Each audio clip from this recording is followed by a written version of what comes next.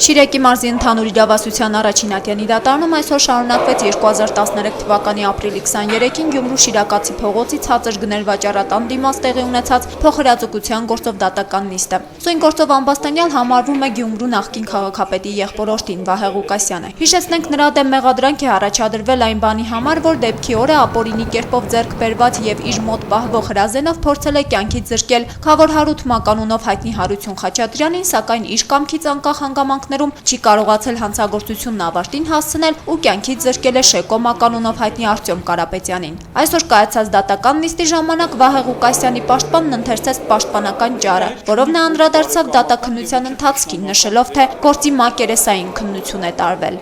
Արտյոմ Կարապետյանի սպանությունը Վահե Ղուկասյանին մեղսագրելու համար մեղադրանքի կողմը պետք է կարողանար ապացուցել, որ առաջինը կրակ է բացել Վահե Ղուկասյանը։ Մինչդեռ Վահե Ղուկասյանը պնդում է, որ ինքը անզեն դուրս է եկել ավտոմեքենայից, ապա առաջինը կրակ է բացել Արտյոմ Կարապետյանը, որից հետո միայն ինքը վազել է դեպի իր ավտոմեքենան,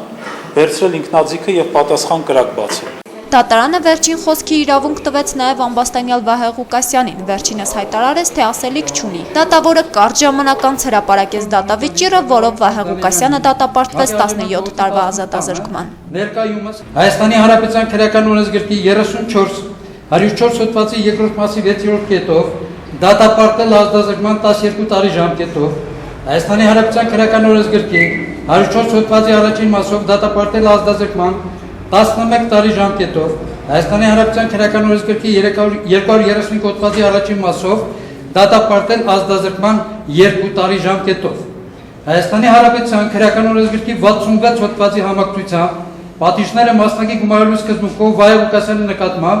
վերջնականապես պատիժ նշանակել ազատազրկում 17 տարի ժամկետով։